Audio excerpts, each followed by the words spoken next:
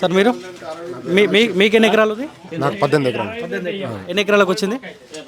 నాకు 7 ఎకరాలకు వచ్చింది. 3 ఎకరాలకు 7 ఎకరాలకు వచ్చింది. 7. ఎన్ని ఎకరాల వరకు ఇస్తాను రైతు బంధు? ఎన్ని ఎకరాల కన్నా ఇవ్వని సాగు భూమికి ఇవ్వాలా. నేను సాగు భూమికి ఇవ్వాలా. ఏది చెర్ల పోయే భూమికి, సాగు లేని భూమికి, కొండలకు గుట్టలకు కాదు.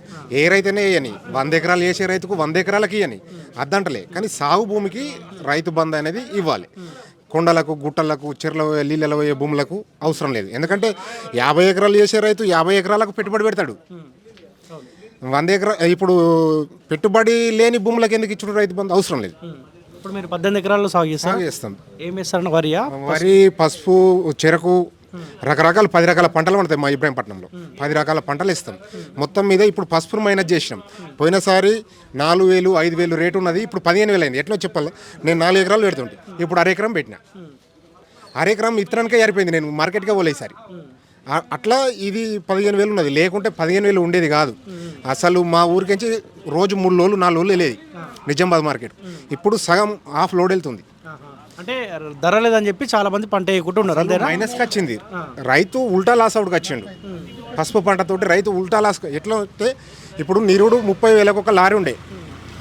30,000 ఒక లారీ ఉంటే నేను 2 ఎకరాలు వేస్తే 1,20,000 వచ్చింది. 1,20,000 వచ్చింది. 1,20,000 వచ్చినాయి.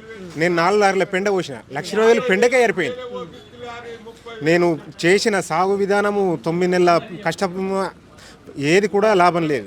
ఓన్లీ పెండకే ఏరిపోయింది. నేను అట్లా. ఎట్లా ఉందన్న రేవంత్ పరిపాలన? ఎట్లా ఉంది 120 రోజులు? రేవంత్ పరిపాలన ఏం కనబడతలేదు కదా. అంటే 100 రోజులే దాటింది కదా, కొంత టైం అనిపిస్తలేదు. అవును. ఇక మహిళలకు బస్సు ఫ్రీ తప్ప రైతులకైతే ఇప్పటికీ ఏం జరిగింది అన్నట్టుగా అయితే కనబడతలేదు. ఆయన సీఎం అన్న ఆలోచన కూడా మర్చిపోతారేమో రాను. వ్యతిరేకత వచ్చిందా అన్న? అప్పుడే వ్యతిరేకత వచ్చిందా అంటే అప్పుడు ఏం చేసిర్రు, రైతు బంధుకు పైసలు పెట్టినాం కానీ ఇప్పుడు ఎలక్షన్ కోడ్ ఉన్నది, మేము వేయలేకపోతున్నామని కేసీఆర్ గారు చెప్పారు. ఇప్పుడు ఆ రైతు బంధు పైసలు ఎటువైనాయి మరి? 70 కోట్లు ఏమో అప్పుడు 7,000 కోట్లు ఏవో కోట్లు పక్కకు పెట్టినాము రైతు బంధు కొరకు, ఎలక్షన్ కోడ్ వల్ల వేయలేకపోతున్నాం అని చెప్పారు. అవి రేవంత్ రెడ్డి సార్ వచ్చినాక అయితే ఇవ్వాలి కదా రైతులకు. అవి ఎటువైనాయి 7,000 కోట్లు. ఓకే, ఇప్పుడు ఎంపీ ఎలక్షన్స్ రాబోతా ఉన్నాయి అన్న. ఎవరు ఉంటే ఎవరు గెలిస్తే బాగుంటుంది మీరు అనుకుంటారు? నేను బీజేపీ గెలిస్తేనే బాగుంటాను. ఎందుకన్నా రీజన్ ఏంది? 2 సార్లు ఆల్రెడీ అవకాశం ఇచ్చినాం. మోడీ ఎందుకు మార్పు ఎందుకు కోరుకుంటాం? కేసీఆర్కి 2 సార్లు అవకాశం ఇస్తే మనం మార్పు కోరుకున్నాం. అక్కడ కూడా బీజేపీకి 2 సార్లు అవకాశం ఇచ్చినాం. తెలంగాణ రాష్ట్రం ఏర్పడిన తర్వాత అక్కడ కూడా మార్పు కోరుకుంటే అంటే వీళ్ళు ఏమంటా ఉన్నారు, కాంగ్రెస్ పార్టీ స్టేట్లో మేము ఉన్నాం, సెంట్రల్లో కూడా మేము ఉంటే కొంత డెవలప్ చేయగలుగుతామంటా ఉన్నాం. 70 సంవత్సరాలు ఇచ్చినాం భారతదేశం ఏర్పడ్డాక, స్వతంత్రం వచ్చినాక. కాంగ్రెస్ ఏముంది, ఎప్పుడు వెనకబడుతూనే ఉన్నాం. ఈ 10 సంవత్సరాలు కొంచెం అభివృద్ధి కనబడుతుందని మేము అనుకుంటున్నాం. ఇప్పుడు మోదీ మొత్తం ఇప్పుడు ఈ అంబానీలు ఎవరైతే ఉన్నారో వాళ్ళ కూడికం చేస్తూ ఉంటాడు, వాళ్ళ మేలు కోసం పనిచేస్తూ ఉన్నాడు, గుజరాతీలకు బానిసగా పనిచేస్తూ ఉన్నాడు. ఇవంటారు, దీని గురించి ఏమంటారు మీరు? అది రాజకీయం. అది రాజకీయం చేస్తున్నారు అంతే.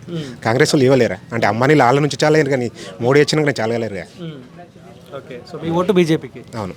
ఇప్పుడు మోదీ బొమ్మ చూసా, ధర్మపురి అరవింద్ చూసా? ఇప్పుడు బీజేపీ సెంట్రల్ ఉండాలని ధర్మపురి అరవింద్కి ఓటేసాడు అంతే. అంతే. ఓకే, ఇప్పుడు వీళ్ళిద్దరు పరిస్థితి జీవన్ రెడ్డి, బాజిరెడ్డి గోవర్ధన్ పరిస్థితి.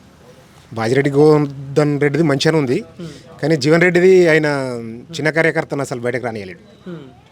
ఆయన అంత వయసు ఆయననే ఒక చిన్న కార్యకర్త లాగా ఉంటాడంట కదా, అంటే సామాన్యుడు లాగా. ఒక మనిషి 10 మంది కార్యకర్తలను తయారు చేసుకోవాలి.